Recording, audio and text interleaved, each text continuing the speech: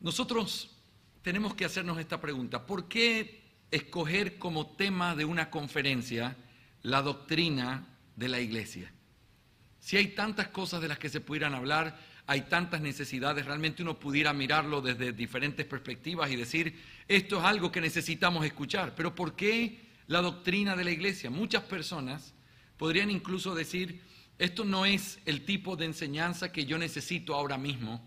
Pero la verdad, mis hermanos, es que la eclesiología es un asunto fundamental, mucho más de lo que muchas personas pueden aceptar o quizás entender. Iglesias se dividen, hombres toman una autoridad que es incorrecta en sus iglesias, miembros simplemente viviendo de una forma indisciplinada, desorden en las iglesias, y uno dice, lo que pasa es que faltó esto, y sí, es un compendio de muchas cosas. Pero entender la eclesiología, tener una visión clara de esto, saber qué es lo que Dios demanda de nosotros, se vuelve un asunto fundamental. Un asunto que se requiere para seguir plantando nuevas iglesias. Tristemente, los errores que tenemos en nuestras iglesias los reproducimos cuando plantamos nuevas iglesias en otros lugares, otras ciudades, cuando no hemos entendido correctamente qué es lo que Dios espera de su iglesia. Este tema es importante. Y quisiera darte dos razones muy rápidas de por qué es importante. En primer lugar, por las repercusiones prácticas que tiene la doctrina de la iglesia en la vida del pueblo de Dios. Piénsalo conmigo. Se trata de las ovejas de Cristo. No estamos hablando de otra cosa. Estamos hablando de su salud, de su integridad, de que puedan crecer. La gran comisión implica ir por el mundo, predicar el evangelio, bautizarlos, pero luego enseñarles a guardar todas las cosas. Y la pregunta es, ¿cómo van a guardar todas las cosas? ¿Cómo van a ser enseñados a crecer? ¿Cómo van a dar fruto si no existen iglesias donde ellos pudieran ser cuidados, amados, enseñados, acompañados en el proceso de aprender todo lo que Cristo quiere que ellos hagan? Así que es un asunto fundamental, es un asunto que tiene que ver con la seguridad de que cuando la tierra tiemble, y de eso vamos a hablar esta noche, cuando la tierra tiemble, cuando parezca que todo es inseguro ahí afuera, como en un terremoto, que el lugar más seguro sea quedarse dentro de la iglesia, porque hay una estructura que puede sostener a ese pueblo y cuidarlo de las cosas que pudieran pasar. Se necesitan iglesias sanas y sólidas, debido a que la vida de las ovejas de Cristo está en juego. Pero en segundo lugar, permíteme decirte que también es importante este tema, debido a todas las implicaciones necesarias que hay alrededor de esta doctrina, que no son otra cosa que lo fundamental en la fe cristiana. Permíteme explicar lo que quiero decir. En el credo de los apóstoles dice, y creo en la Santa Iglesia Universal. En el Catecismo Ortodoxo de Hércules Collins, él nos explica lo que significa esta frase del credo de los apóstoles. Él pregunta, ¿qué crees sobre la Santa Iglesia Universal de Cristo? Y Collins responde, creo que el Hijo de Dios, desde el principio hasta el fin del mundo, reúne, defiende y preserva en sí mismo por medio de su Espíritu y su palabra, de entre toda la humanidad, una compañía escogida para vida eterna que concuerda en la fe verdadera. Creo que soy un miembro vivo de tal compañía y seguiré siéndolo por siempre. Es una preciosísima respuesta. Pero ahora presta atención a lo que quiero decir con respecto a esto. Cuando hablamos de la iglesia, de esto que se resume con la frase, esta compañía que Jesús hace de hombres que han sido salvados por su gracia, lo que está en juego es la eficacia de la obra del Cristo resucitado y aquel que es glorioso, el cual preserva a su pueblo y lo reúne. Cuando tú hablas de la iglesia, estás hablando de cómo se ve el cumplimiento de esa preciosa promesa que está en juego, su nombre glorioso. Yo los reúno, yo edifico. Cuando tú ves la iglesia, estás viendo el cumplimiento de lo que Cristo Jesús dijo que haría. No estamos hablando de algo pequeño. No estamos hablando de algo que simplemente puede ser tomado, bueno, no importa, no hay iglesia perfecta, vivamos en esta dirección o hagamos aquello. No, espérate, el nombre de Cristo está en juego. Aquí la cosa es muy seria. Cuando veas una iglesia, lo que puedas ver de fondo es, esto es lo que Cristo está haciendo desde ese trono en el que está sentado, llamando a hombres y a mujeres por el poder de su Espíritu y su palabra, y reuniéndolos bajo Él, que es su única cabeza. Cuando tú y yo nos reunimos y hay iglesias sanas, lo que se trae es gloria al bendito nombre de Cristo Jesús. No me puedes decir que este tema no es importante. No me puedes decir que lo que hablamos de estructura, de forma, de la autoridad que tienen los ancianos, del lugar que tienen los miembros, no me puedes decir que esas son cosas secundarias, porque Cristo es quien está siendo graficado, materializado a través de su obra perfecta en la vida de hombres y mujeres imperfectos como somos. Hermanos, este tema es importante y por eso hemos escogido hablar de la doctrina de la iglesia, la belleza de Sion. Esta noche vamos a enfocarnos mucho más en todo lo que va a implicar las lecciones que vamos a escuchar sobre la doctrina de la iglesia. Pero ahora sí, permíteme tomar el tiempo que nos queda hablando de este taller muy específico en el que yo tengo que tratar contigo el día de hoy. Hermanos, dada la importancia que tiene la iglesia y dada la importancia que tiene cuando lo ves desde esta perspectiva, es el testimonio de Cristo en el mundo, es la obra de Cristo en el mundo, la pregunta de cómo debería organizarse la iglesia, cómo debería ser el gobierno de una iglesia, es una pregunta que los cristianos verdaderos se han hecho a través de la historia. Es una pregunta que tiene una importancia muy grande y también fue planteada, por supuesto, por los padres bautistas particulares del siglo XVII. En medio del gran debate en el que se vivía en esos días, ¿cómo tiene que ser gobernada la iglesia? Era uno de los temas importantes para responder. Porque si este es el cuerpo de Cristo y Cristo ha revelado cómo tiene que ser hechas las cosas, entonces tenemos que tratar de preguntarle al Nuevo Testamento con claridad cómo debe ser gobernada la iglesia. En el tiempo de la posreforma, cuando estamos hablando de la Asamblea de Westminster, en un momento muy importante, uno de los grandes temas que salió a colación fue el hecho de cómo la iglesia debe funcionar, cómo se debe ver el gobierno de la iglesia. Entonces, ustedes recordarán que la reforma en Inglaterra estaba rodeada de mucha incertidumbre. La forma en la que el país llegó a ser o a tener una iglesia reformada nacional fue por un asunto relacionado con el divorcio de Enrique VIII, de la esposa que tenía, y entonces poder tener la oportunidad de casarse con otra esposa. No tuvo el permiso del Papa, rompo relaciones con Roma. Y entonces empieza una iglesia protestante que en realidad era catolicismo romano con otra ropa, así es como algunos historiadores lo han dicho. Entonces, la reforma en Inglaterra no era visto de la misma manera que lo que había pasado con Calvino o con Lutero, se veía de una manera muy sospechosa. Así que cuando se hace la Asamblea de Westminster, uno de los propósitos que se tiene es el poder pronunciar universalmente, esta es la fe reformada que tenemos. Esto es lo que creemos los reformados sobre la salvación, sobre esto y aquello. Pero otro de los propósitos principales era vindicar el hecho de que la iglesia de Inglaterra era una iglesia reformada y bíblica. Así que cuando comenzó el debate y tratar de reformar esto, salió el tema de la doctrina de la iglesia. ¿Cómo debería ser gobernada una iglesia? Y hay tres grandes posturas que se levantaron en esos días y que siguen siendo las más importantes. La visión episcopal, que era la visión que tenía el catolicismo romano y ellos mismos, una cabeza de donde toda la autoridad descendía, y eso es lo que se tenía. Los anglicanos siguen funcionando de esa manera. También el gobierno presbiteriano, que había ganado mucha fuerza en esos días, el gobierno está en las manos de los ancianos y entonces, en vez de ser un gobierno descendente, este es un gobierno ascendente. Sube de la iglesia hacia los ancianos, pero luego de los ancianos hacia la asamblea. Y así entonces la iglesia debe ser gobernada. Pero se abrió el espacio también para reconocer que había otra postura, lo que se llamó el congregacionalismo. Y ese congregacionalismo fue defendido, tratado, y aquí es donde hubo un gran desarrollo con respecto a este tema en la doctrina de la iglesia. Ya voy a hablar de ese tema en un minuto más.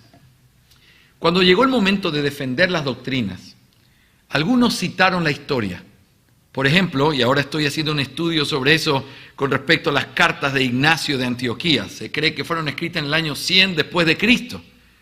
Ignacio escribió de una manera en la que da a entender que el obispo es la cabeza de la iglesia y que sin el obispo no hay iglesia y que todos deben vivir bajo eso y él es el que le da la unidad a la iglesia. Y entonces los anglicanos encontraron los escritos de Ignacio y comenzaron a enfatizar su posición. ¿Ves? Esto es lo que la iglesia siempre ha creído. Mira, año 100 ya había esta posición. Pero entonces otros comenzaron a ir un poco más atrás y decir, espera, aunque hubiera sido antigua, tiene que haber algo que el Nuevo Testamento enseñe. Y al ir al Nuevo Testamento, al recordar que la Escritura es suficiente, que solamente Dios establece la forma en la que debe ser adorado, entonces es cuando los bautistas particulares, al considerar la Escritura, encontraron en el congregacionalismo la expresión más correcta de la manera de gobernar la iglesia según el Nuevo Testamento. ¿Qué es lo que yo quiero hacer en este taller de manera breve? 3 cosas quiero mostrarte en esta lección. Número 1, quiero rastrear la conexión histórica entre la Segunda Confesión de Londres, la Confesión de los Bautistas Reformados, y el congregacionalismo. Si se puede trazar esa conexión, entonces tenemos que afirmar algo que se ha afirmado, pero que tenemos que volver a repetirlo. Los bautistas reformados, los que sostenemos esta fe bautista y también reformada, creemos que la iglesia debe ser gobernada guiando estos principios del congregacionalismo. Pero en segundo lugar, no solamente quiero rastrear esa conexión, quiero mostrar también el hecho de en qué cree el congregacionalismo, porque es importante entenderlo. A veces, y esto me pasa a menudo en Latinoamérica, cuando los pastores que tienen algunos años en nuestra fe escuchan congregacionalismo, tienden a pensar, estás hablando de democracia. Y la verdad es, hermanos, que quizás esa es la forma que se ha utilizado y tenemos que vindicar esta palabra. Entonces no hay una acusación contra aquellos que lo miran como democracia, porque quizás eso es lo que viene a sus mentes, pero no es de lo que estamos hablando. Y lo que yo quiero mostrarles es que realmente el congregacionalismo no tiene que ver con democracia en la iglesia. De hecho, es contrario a eso. Es una forma de encontrar el equilibrio entre esa libertad que tienen los miembros, pero que no mandan o determinan cómo debe hacerse las cosas en la iglesia, porque la iglesia ya tiene un rey.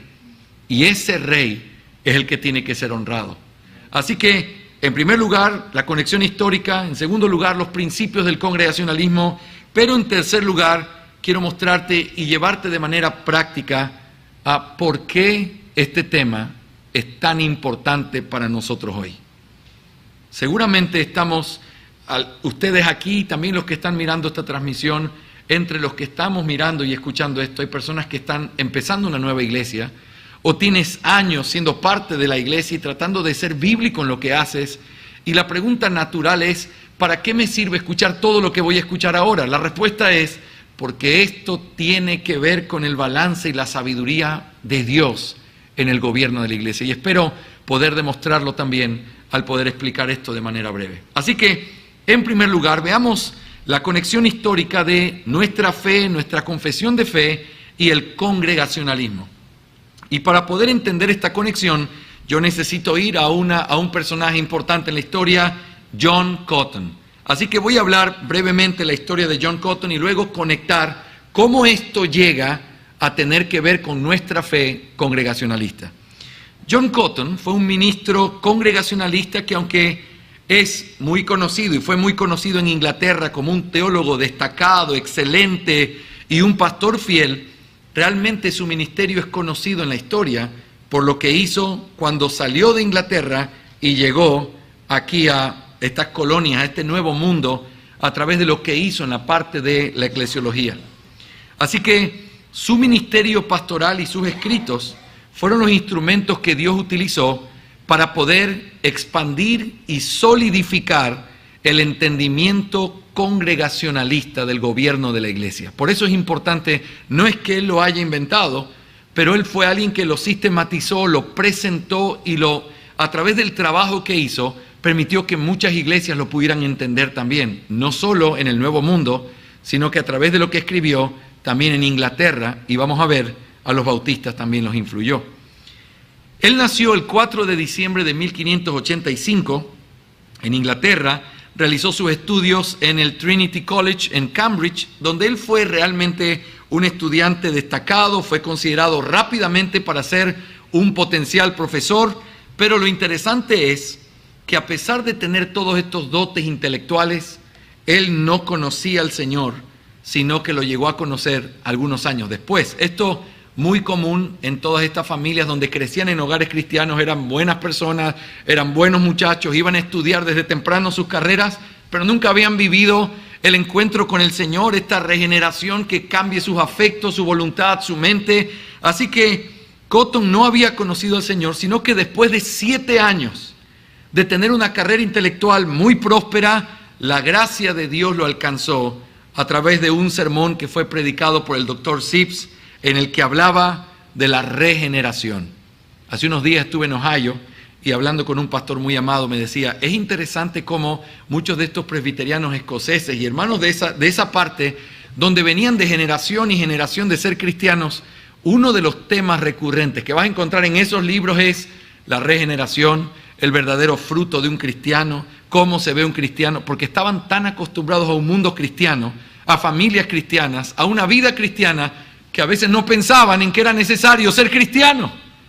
Tenían que ser regenerados, tenían que vivir esa relación con el Señor de manera experimental, y por eso hablaban del tema. Por eso la historia de Cotton, aunque a nosotros en este siglo nos llama la atención, es más común de lo que uno pudiera pensar en esos días, donde esta gente estaba en la universidad siguiendo una carrera, y de pronto, aunque estaban estudiando para ser ministros, el Señor los salva. Así que es fascinante.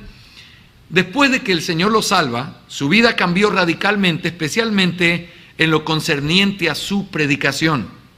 Él dejó de utilizar su capacidad intelectual, imagínate, como un inconverso con mucha capacidad, para impresionar a los oyentes, dejó de hacer eso y ahora se convirtió literalmente en un pobre hombre que suplicaba a otros pobres hombres a que se arrepintieran.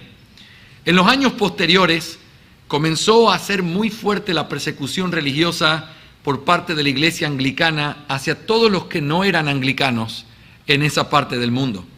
Así que este terreno en donde Cotton vivía, pensando en lo que la iglesia anglicana enseñaba, podríamos decir que eran dos cosas su crítica más grande a la iglesia anglicana.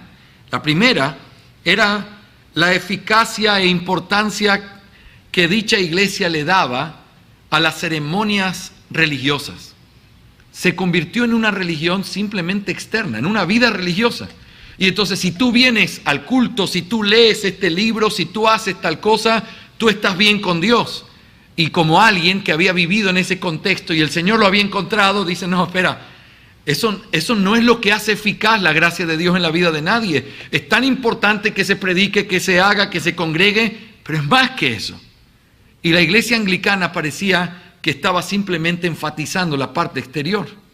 Pero el segundo territorio donde él realmente encontró esta inconformidad fue en la autoridad que la iglesia se daba a sí misma para poder establecer ceremonias y cosas que Cristo no había mandado. ¿Te acuerdas del debate de cómo los puritanos trataron con los anglicanos en esos días, en donde los anglicanos enseñaban que lo que se podía hacer para adorar a Dios tenía que ver con todo aquello que no contradiga lo que Dios había dicho, lo que Él manda, pero algo que no contradiga? Los puritanos dijeron no solo que no contradiga, tiene que ser solo lo que Él manda, porque lo que Él no manda, lo prohíbe. Desde esa perspectiva, Cotton estaba parado mirando y diciendo, la iglesia no puede atribuirse eso que solo le pertenece a Cristo Jesús. Hermanos, esto es un ejemplo de muchísimos hombres que murieron siendo perseguidos en prisiones por causa de tratar de sostener esta doctrina muy importante. Pero ¿qué pasó con Cotton? Aunque él defendió sus convicciones, finalmente en el año 1633, junto a otros ministros como Thomas Hooker y Samuel Stone y otras casi 200 personas, salieron de Inglaterra para poder vivir en Nueva Inglaterra con el deseo, como casi todos, de poder experimentar una verdadera libertad religiosa y adorar a Dios, no como se les imponía, sino de la manera que ellos entendían que la palabra de Dios lo demandaba. ¿Saben? Algo interesante en la historia es que muchos de los que se fueron con dos actitudes, vamos a decir así. Unos diciendo, me voy de aquí, esto no es de Dios y me voy a buscar lo que realmente mi conciencia dice que la palabra de Dios dice. Otros se fueron diciendo, me voy, pero voy a volver. Porque lo que le quiero mostrar aquí a Inglaterra es que se puede vivir en libertad, dando libertad de culto, y vamos a darle ejemplo para que ellos puedan copiar la misma idea.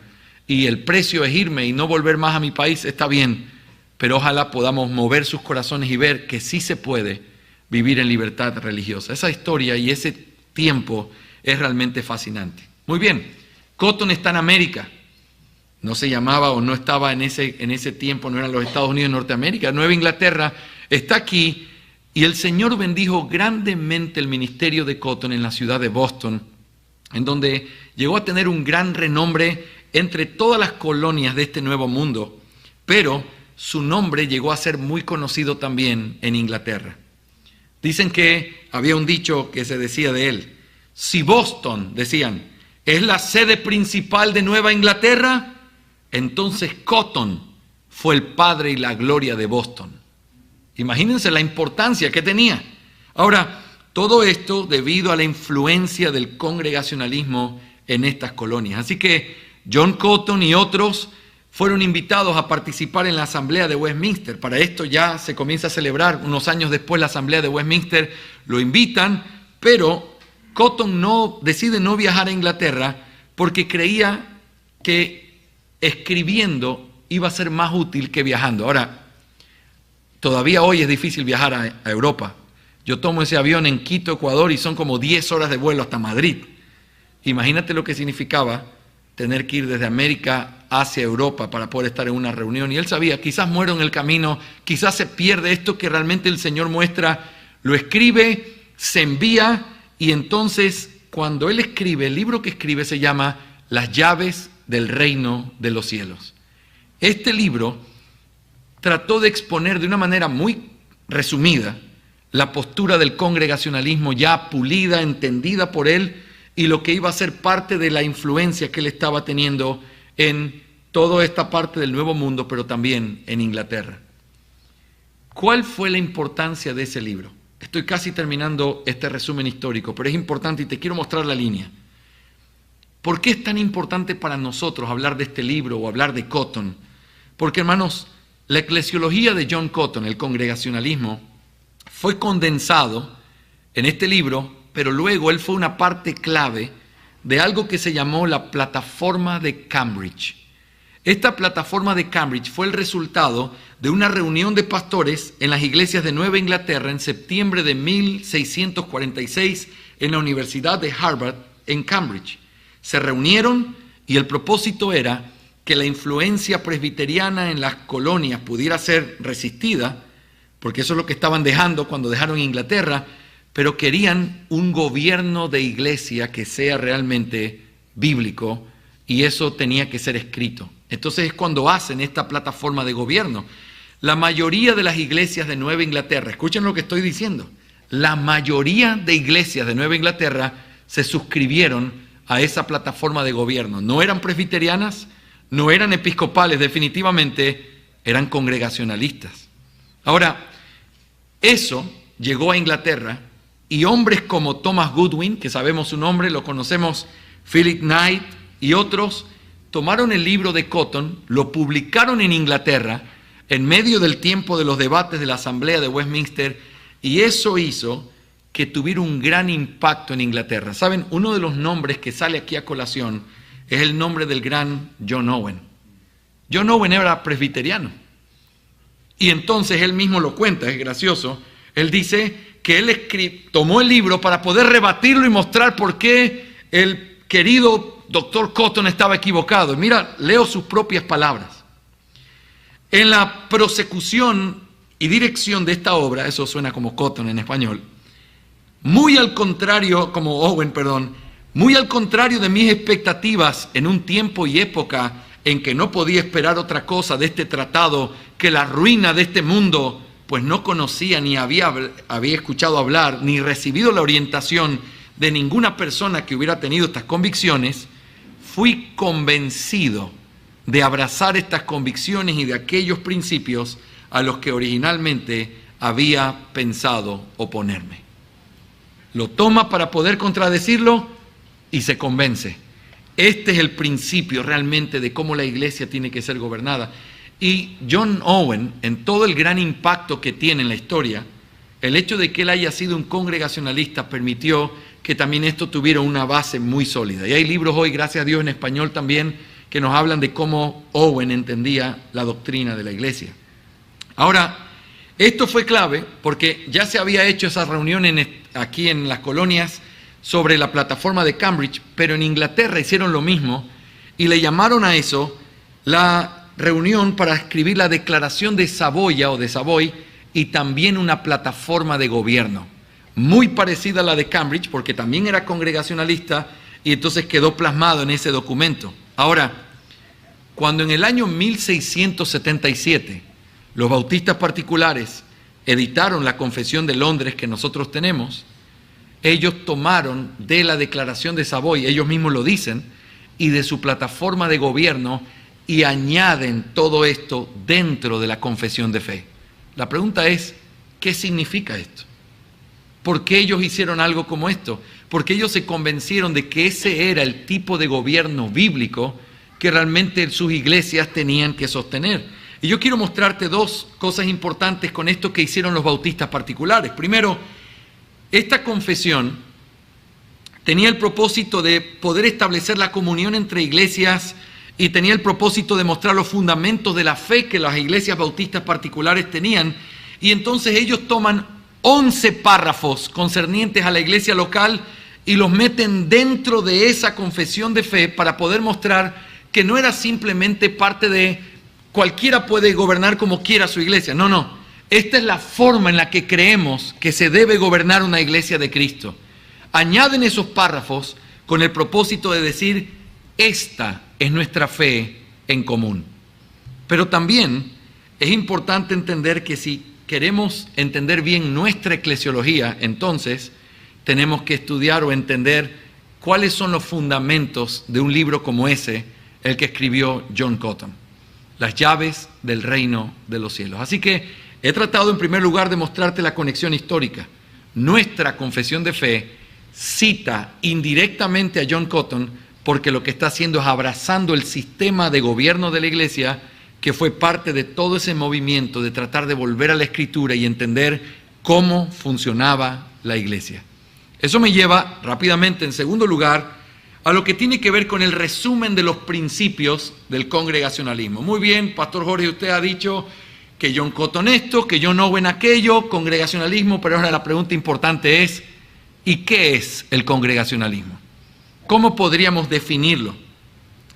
En el libro de Las llaves del reino de los cielos de John Cotton, él toma 7 capítulos para poder explicar los principios que tienen que ver con el congregacionalismo. Y yo quiero simplemente resumirlos para nosotros. En primer lugar, lo que él hace en el capítulo 1 es tratar de entender a la luz de lo que Mateo 16 dice, qué es lo que Cristo quiso decir cuando dijo, a ti te daré las llaves del reino de los cielos. Acuérdense, lo dice a Pedro. Pero entonces Cotton hace una conexión muy interesante. Está hablando allí de Pedro, pero Pedro ¿como qué? Porque Pedro era un apóstol. Pedro era un pastor también, según lo que él dice en 1 de Pedro 5. Pero Pedro también era un creyente, porque el contexto de ese pasaje es, ¿y quién dicen los hombres que yo soy? Tú eres el Cristo, el Hijo del Dios viviente. Está confesando como un creyente. Todo aquel que es parte de la iglesia tuvo que haber confesado eso. Por lo tanto, ¿en qué sentido Pedro recibe las llaves? Ese es el gran tema de debate. Hermanos, yo tengo una clase de 12 lecciones sobre eso, así que no voy a pretender meterla ahora aquí, pero quiero decirles una cosa. Es tan importante ese texto para el debate eclesiológico que para muchos ese texto se llamó la semilla o el centro de discusión de la eclesiología del Nuevo Testamento. ¿Por qué? Según a quien tú entiendas que Pedro representa allí, es el tipo de gobierno que tú vas a tener en la iglesia. Si tú crees que Pedro recibió las llaves solo como un apóstol, entonces tienes razón en creer y ser episcopal o anglicano, porque entonces como fueron los apóstoles y ya no tenemos apóstoles, fue en el poder de los apóstoles. Alguien se tiene que sentar en esa silla hoy para poder seguir ejerciendo el poder. Ya no hay apóstoles, pero ahora tiene que ser algún pastor, alguien que gobierne, para que sentado en esa silla, como dicen los católicos romanos, sentado en el trono de Pedro con las llaves del reino, desde allí se pueda seguir ejerciendo la autoridad que se necesita en la iglesia. Por eso el anglicanismo sostiene lo que sostiene. Pero si no, dice, no fue así, fue como pastor.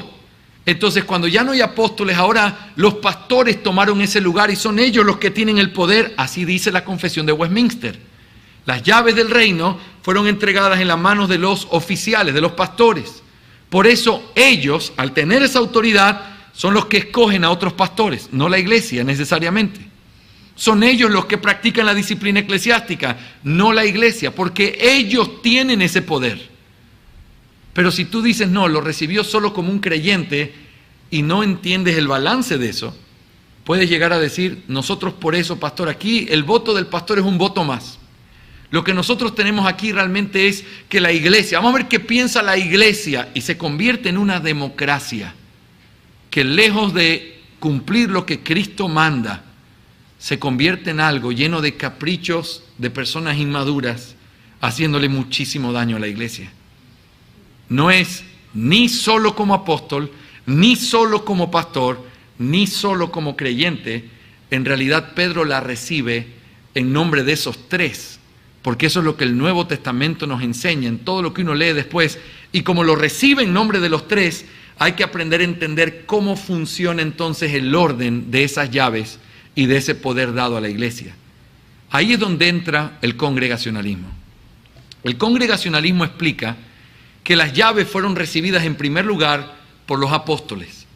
Y los apóstoles eran los pastores universales de la iglesia. De hecho, ellos tenían el poder de abrir y cerrar ese reino, porque ellos estaban en el nombre de Cristo Jesús. Y a mí me causa a veces un poco de gracia cuando Pablo dice, esto lo digo yo, no el Señor. Y uno dice, espera, ¿qué quiere decir Pablo? Tú hablas en nombre del Señor, entonces no lo dices tú, pero lo dice el Señor, pero lo dice el Señor, no lo dices tú. Estás diciendo lo mismo. Si Pablo lo dice, es como si Cristo lo dijera. Si Pedro lo dice, es como si Cristo lo dijera. Ellos recibieron esa autoridad. Y al recibir esa autoridad, ellos tenían en sus manos las llaves del reino de los cielos. Pero el tiempo de los apóstoles era temporal. Así fue como Dios lo hizo. Era un tiempo en donde se estaba poniendo el fundamento. Así como en este edificio se pone el piso primero. Cuando terminas el piso, comienzas a sobreedificar sobre lo que hiciste. Por lo tanto, el piso fue terminado, la época apostólica fue terminada, las llaves no iban a permanecer para siempre en las manos de los apóstoles las dieron a la iglesia que vendría en esa sobreedificación. Pero ¿cómo se reparten las llaves ahí? Y aquí es donde viene la parte clave. Cuando alguien pregunta a un congregacionalista, ¿quién tiene las llaves? Nuestra respuesta es la iglesia. Pero luego la respuesta siguiente es esta. Pero la iglesia está conformada por pastores y miembros. Los oficiales y los miembros. Y aunque la iglesia tiene las llaves, ha sido repartido de tal manera que, si dijéramos de esta manera, se dividen en dos. Una llave está en la mano de los pastores y la otra mano en la llave de los miembros, en la mano de los miembros. Y para poder abrir el reino de los cielos, se necesita que las dos llaves se activen para poder realmente mostrar cómo el poder de Cristo se glorifica en la tierra.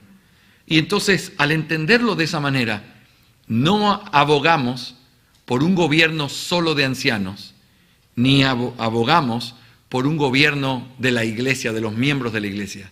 Afirmamos que los ancianos en una iglesia tienen autoridad que les ha sido dada por Cristo, y afirmamos que los miembros en una iglesia tienen la libertad que Cristo les ha dado. Y los pastores, aunque son los que comienzan los procesos y los terminan con su aprobación, la iglesia participa verdaderamente dando su consentimiento. Si habláramos de la elección de un anciano, los pastores después de examinar presentan candidatos, pero luego la iglesia tiene que ejercer su libertad. Y al mirar la Escritura abierta, porque si recibió libertad es para hacer lo que Cristo le ordena. Así como los pastores, para eso también recibieron autoridad, para hacer cumplir lo que Cristo ordena. Ahora, se abre la Escritura, la iglesia con libertad de conciencia mira las cualificaciones de ese hombre y entonces dice, sí, pastor, ese hombre cumple con lo que dice la Escritura, ese hombre cumple con el carácter, los dones, todo lo que se necesita según la Escritura. Y entonces el pastor dice, voy a imponer las manos para que este hombre entonces sirva como nuestro pastor.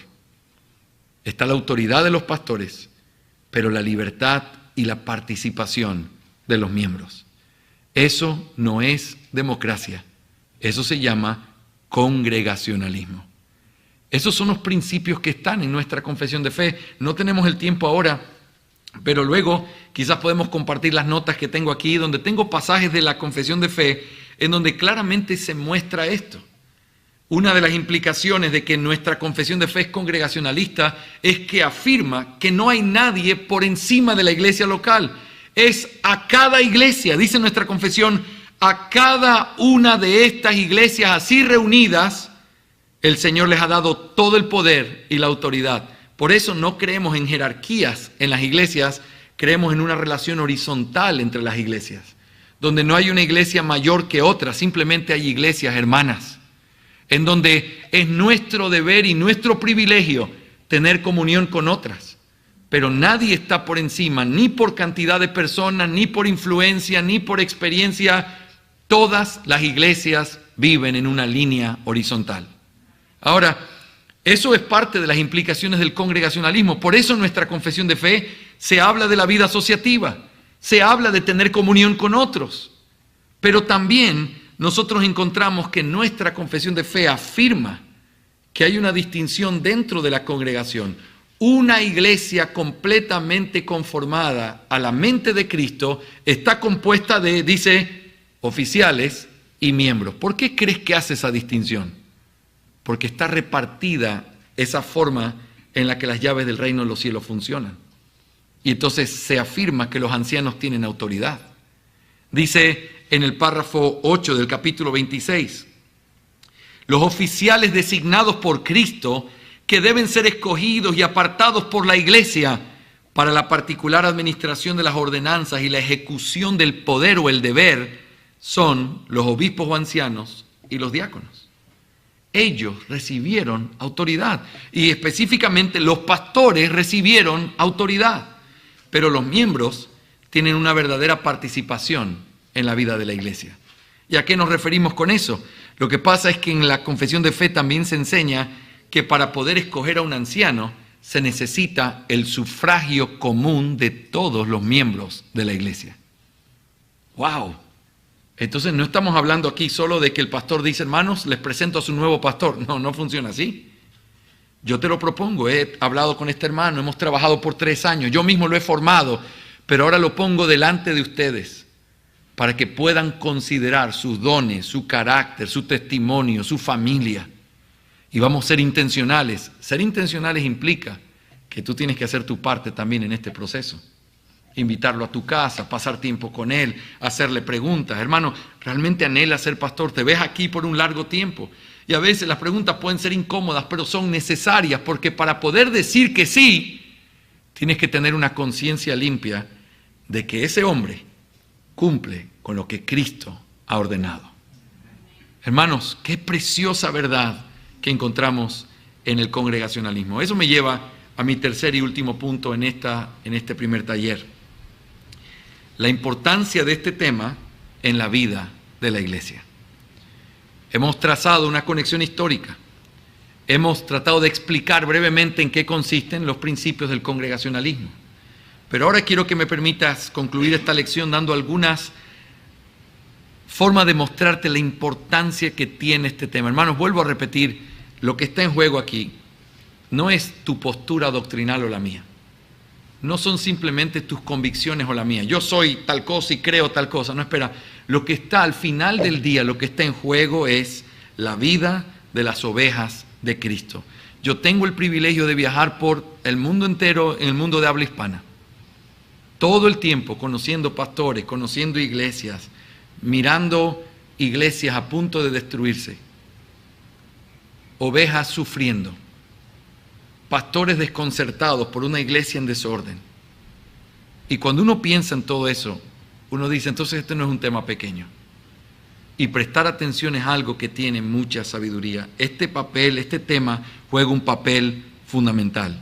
Y es una necesidad, como les decía, tanto para una iglesia que tiene años, porque como todos, necesitamos volver a revisar nuestro sistema, a ver si estamos caminando bien.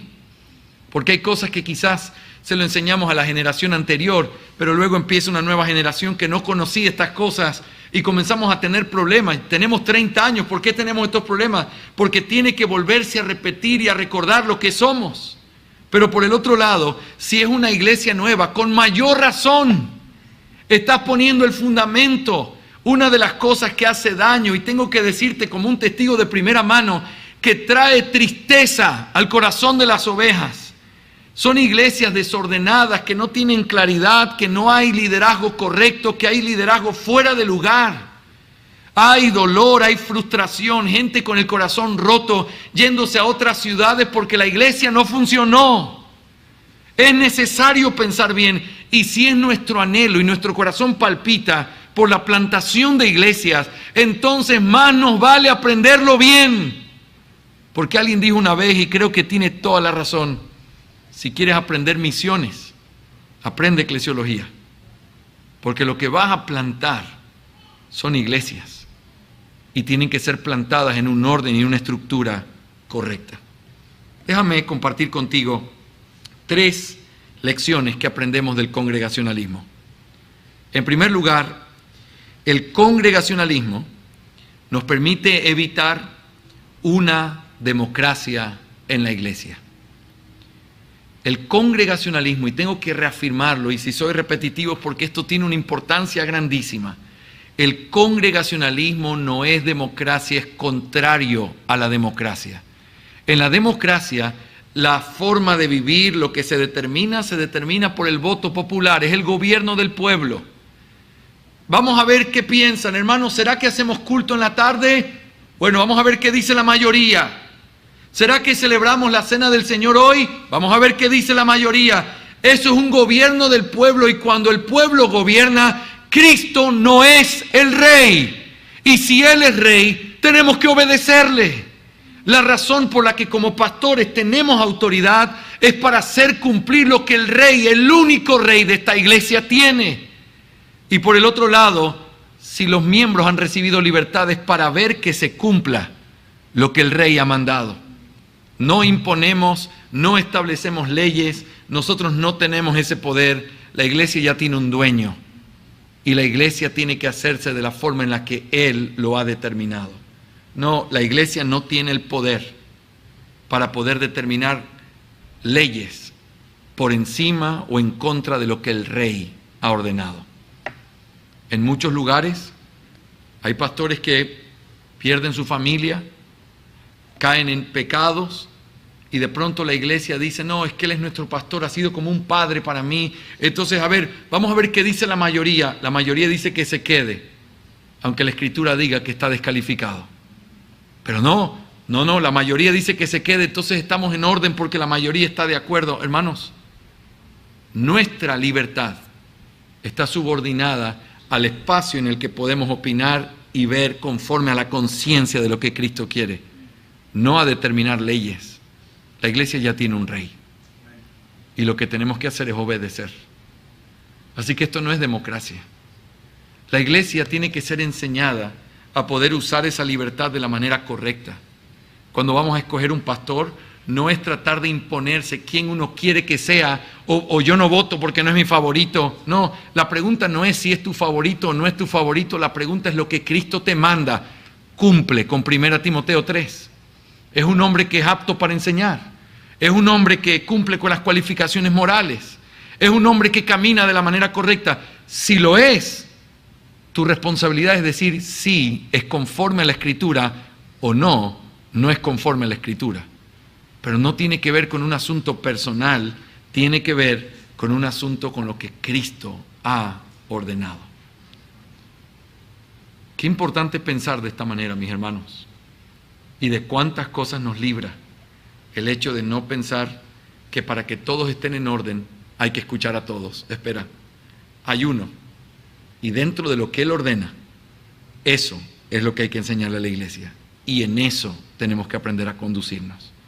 En segundo lugar, una segunda lección que aprendemos del congregacionalismo es que el congregacionalismo nos permite evitar un gobierno impositivo y arbitrario por parte de los pastores.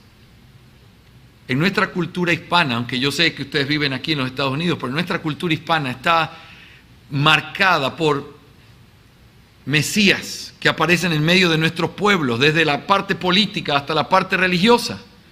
Hombres que se vuelven papás, esposos, líderes, lo que uno mira y lo mira no de una manera sana. Y por eso uno se puede asombrar de las locuras que uno escucha. Hace unos años veía un documental terrible sobre esta iglesia terrible en México, Luz del Mundo creo que se llama. ¡Qué horrendo! Y uno piensa, hay miles de personas ahí, nadie puede verlo, todos lo ven. Pero es que Él es el hombre. Y le hemos dado la apertura, la libertad de nuestra integridad, nuestra vida, nuestra santidad. Todo, Él puede hacer lo que Él quiera, porque esa es la forma en la que nosotros vemos a los líderes, hermanos. Esa no es la forma en la que Cristo ordenó ni presenta a los hombres de Dios. Me encanta, a medida que profundizo más en este tema del congregacionalismo, el cómo los pastores tenemos que aprender a entender cuál es la naturaleza de nuestro oficio. Sí, es autoridad, pero es el cumplimiento de la preciosa profecía de Jeremías capítulo 3, cuando el Señor dice, les daré pastores conforme a mi corazón, para que los pastoreen, les enseñen. Y uno piensa, ¿qué significa eso? Bueno, en primer lugar, que los pastores son la respuesta a la necesidad que el pueblo que Dios ama tiene, de ser guiado, de ser ayudado, de ser corregido. Pero en segundo lugar, los pastores debemos ser el reflejo de lo que Dios quiere para ese pueblo. En otras palabras, Cristo no va a venir a abrazarte porque esa no es su voluntad en este tiempo. Un día lo hará, pero hasta que ese día llegue, te mandó pastores para que lo hagan, para que te restauren, te ayuden, te cuiden, te amen, te traten de la forma en la que Él lo haría. Porque eso es ser conforme a su corazón, un reflejo de lo que Él quiere para su pueblo. Que vienen en nosotros el amor restaurador, firme, tierno de Cristo Jesús por su pueblo. Oh, cómo cambiaría, hermanos, la visión de lo que significa ser pastor. No es una visión para ganar un lugar, tener un lugar de autoridad, de influencia, no. Yo fui puesto para que cuando veas, recuerdes que Cristo te ama y que será provisto de lo que necesitas en este nuevo pacto para que puedas ser restaurado y enseñado y dirigido de la manera correcta. Qué bien le hace a nuestra alma como pastores entender la naturaleza de nuestro oficio. Tenemos autoridad, autoridad real, la autoridad de alguien que viene comisionado por el Señor para poder decir qué se tiene que hacer en la autoridad de Cristo. Pero tenemos la responsabilidad de reflejar ese amor precioso de Cristo Jesús. Y algo que me encanta pensar también es que cuando uno mira en Primera de Pedro capítulo 5, a Pedro mostrando el hecho de cómo es este tema del ministerio pastoral, dice, y cuando el príncipe de los pastores venga, cada uno será reconfortado y premiado conforme a su trabajo. Y uno piensa, ¿qué es lo que Pedro está diciendo? Y bueno, una sola cosa. El ministerio pastoral tienes que hacerlo pensando en que un día vas a rendir cuentas. Y solamente alguien que no está pensando bien maltrataría, dañaría, se enseñorearía de algo que no le pertenece. Un día voy a tener que entregarlo de regreso. Y si estoy pensando en ese día, entonces yo quiero hacerlo bien. Qué manera de poder poner límites cuando uno tiene una visión correcta de la eclesiología. Eso también incluye, antes de cerrar este punto, el hecho de que la iglesia tiene la facultad de poder llamar la atención de su pastor. Y en las iglesias bíblicas tiene que haber alguna forma que no suene la triste música de los labios de mucha gente. Si no te gusta cómo es esta iglesia, te puedes ir. No, esta es nuestra iglesia. Y aquí tenemos que hacer lo que Cristo manda. Y todos estamos bajo la disciplina eclesiástica, incluyendo a los pastores.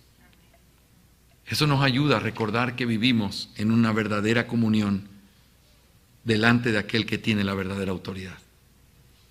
En tercer y último lugar, el congregacionalismo, mis hermanos, y me encanta pensar en esto, es una invitación a crecer.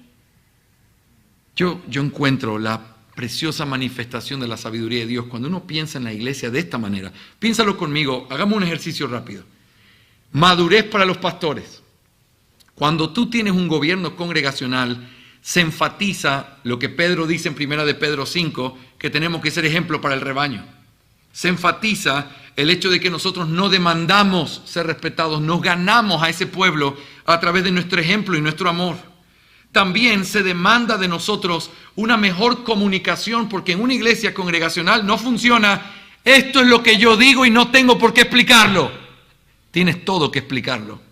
Porque si tú quieres mostrar que eso es conforme a la palabra de Dios y que los miembros de la iglesia tengan paz de saber que están siguiendo a un pastor que honra al Señor, entonces tienes que demorarte un poco más, aprender a hablar más claro, aprender a ser un mejor comunicador, aprender a contestar preguntas, aprender a saber que en una reunión de miembros alguien puede estar en desacuerdo y con gracia tener que mirar y convencerlo no por la fuerza, sino con ánimo pronto. Eso dice la Escritura. Es un desafío a los pastores a crecer. No, la iglesia no tiene que ser como yo digo y nadie me puede contradecir. No, yo tengo el deber de ser como Cristo manda y tengo la responsabilidad de mostrarles a ustedes que estoy caminando como Cristo manda. Por eso, todo lo que se hace tiene que ser afirmado con la autoridad de Cristo, pero demostrado con la Escritura, porque dice nuestra confesión que demandarte fe ciega es un atropello no solamente de la libertad de conciencia, sino de todos los principios que encontramos en la Escritura. Si ustedes tienen acceso a la Escritura, entonces yo simplemente tengo que decirles, esto es lo que dice la Escritura, míralo aquí, aquí, aquí, y ustedes ir y decir, amén, así lo haremos. No demandar una fe ciega, porque eso no me hace a mí un mejor líder. El mejor líder es el que gana la confianza de su iglesia al explicar, y simplemente a medida que más explica y más se conduce de una manera correcta, la iglesia gana más y más confianza en él. Y la confianza no se ve en decir, usted es nuestro pastor, no nos explique, confiamos en usted. No, al explicarles, decir, usted es nuestro pastor, y con esa explicación confiamos más en usted. En segundo lugar, dentro de esta invitación a crecer, piénsalo con respecto a los miembros. A mí me encanta enseñar en nuestra iglesia, cuando vienen a los compromisos de la membresía, les leo la confesión de fe y les digo, muy bien, vamos a ver qué es lo que se espera de un miembro de una iglesia bíblica. Y entonces les leo, para poder escoger a los pastores tiene que ser por el sufragio común de los miembros de la iglesia. Y luego, para que puedan predicar hombres y darles ese permiso para predicar, tiene que hacerse por la votación común de la iglesia. Y luego, la iglesia esto y la iglesia aquello. Y de pronto ellos están mirándome diciendo, pastor, pero esto es difícil. Esto no se hace de una manera sencilla, superficial, no. Esto demanda algo que no puedes evitarlo. Si tú quieres ser parte de una iglesia bíblica y quieres hacer bien las cosas, tienes que crecer. Tú no puedes quedarte en una estatura menor. Si eres parte de otro tipo de gobierno, quizás sí. Al fin y al cabo, al final tú solo vienes al culto. Yo soy el que tiene que crecer y ser muy inteligente y tener grandes libros en mi oficina, porque yo soy las llaves del reino de los cielos para ti. Pero si tú tienes esa llave en la mano, tú tienes trabajo que hacer. Y mi trabajo es ayudarte a crecer. A veces, y esta ilustración vino a mi mente mientras enseñaba en una iglesia, a veces los pastores somos como esas mamás de nuestros países, ¿ok? Todo lo que diga es pura coincidencia, no estoy pensando en nadie. La hija tiene un hijito, pero la pobre hija no sabe ni cocinar café. Con eso les digo todo, no se cocina el café, pero ni eso sabe ella. Y ahora, la niña ahora tiene un bebé, y entonces viene la abuelita y le dice, mijita, yo te voy a decir una cosita, si yo te dejo esta criatura, se va a morir. Así que yo me la voy a llevar y te la devuelvo cuando tenga 15 años. Y uno pensaría, ok, entiendo el razonamiento de la señora, pero está haciendo lo incorrecto. Porque si quisiera realmente ayudar a su hija, ¿qué es lo que tendría que hacer? enseñarle, mijita, voy a venir 2 semanas a vivir contigo y me voy a despertar, yo te voy a despertar para que le hagas el biberoncito al bebé, para que calientes la agüita, mira, así se hace esto, así se hace, así se baña. Eso es lo que hacen todas las mamás, ¿verdad? Porque ese es el trabajo de una mamá para con su bebé. Y si yo quiero ayudarte a crecer, yo no te quito esa responsabilidad, te enseño a cumplirla. Los pastores a veces decimos, este caso de pecado es muy difícil, vamos a tratarlo solo entre nosotros y que nadie más sepa, porque la iglesia no tendría la madurez para... Yo te entiendo, al igual que entiendo a esa mamá, pero estás haciendo algo incorrecto. Porque el que creó la iglesia y estableció los principios, enseñó que cuando se llega al tercer paso de disciplina, no se hace una agencia representativa de la iglesia, dice, dilo a la iglesia, lo cual es a los miembros de la iglesia reunidos con un propósito. No es solo informativo, porque luego dice, y si no, escucha a la iglesia, lo cual implica que la iglesia está haciendo algo, está actuando de una manera, y para todo eso se necesita involucrarla. No puedes quitárselo pensando, ellos no tienen la madurez, ayúdalos a crecer entonces, porque ese deber sigue siendo de ellos, aunque tú lo hagas supliéndolo. Por eso, hermanos, en una iglesia congregacionalista, los miembros de la iglesia tienen que crecer. La parte más importante de la iglesia no es mi oficina, es la forma en la que yo puedo presentar estos principios y ponerlos sobre el hombro de los que me escuchan y decir, esto es lo que Cristo demanda de nosotros. Finalmente, esto también es madurez para la iglesia en general, porque piensa en esto, si tú eres parte de una iglesia anglicana, tú ya tienes hermanas, quieras o no. Pero si tú eres parte de una iglesia congregacionalista donde hay una relación horizontal, el relacionarnos con otros es un privilegio y al mismo tiempo demanda de nosotros madurez. Si tú no piensas como yo exactamente, yo no voy a caminar contigo. Si tú no hablas como yo no voy a caminar contigo. Y entonces finalmente terminamos diciendo, aquí en Los Ángeles y en esta parte de California y del mundo entero, no existe otra iglesia como nosotros, somos los únicos, Señor, te pedimos, o ven pronto, o ayuda a que una iglesia fiel como nosotros también sea plantada. Y uno dice, espera, algo no estás entendiendo bien. Porque es verdad que no todos están en la misma página que nosotros. Es verdad que hay otras iglesias que tienen diferentes comprensiones de cosas. Pero tú no eres la única iglesia de Cristo, ni en esta ciudad, ni en este país, ni en este mundo. Y tu deber, al igual que el mío, es aprender a reconocer a nuestros verdaderos hermanos y aprender a hacerles bien y a tener la disposición de hacerles bien. Ahora, cuando en la providencia de Dios, Dios permite que iglesias que tienen la misma fe y la misma práctica estén cerca, entonces podemos hacer más que simplemente orar el uno por el otro.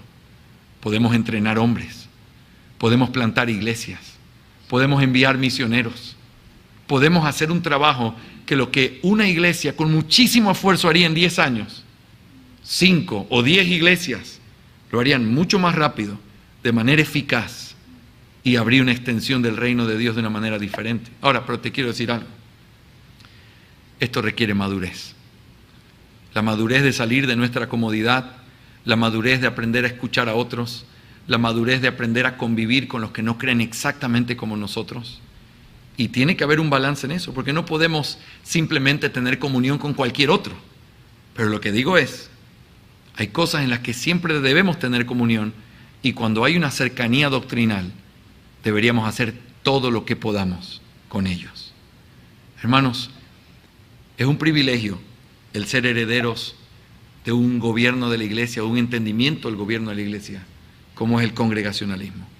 Y yo quiero animarles a todos a que podamos considerar en estas lecciones todo lo que esto implica en la práctica y sobre todo llevarlo al corazón. Esto sí es técnico, pero al mismo tiempo se dan cuenta que al final, al momento final de toda esta reflexión, tiene que ver con la iglesia, tiene que ver con las ovejas de Cristo y tiene que ver con la vida práctica de los que aman al Señor.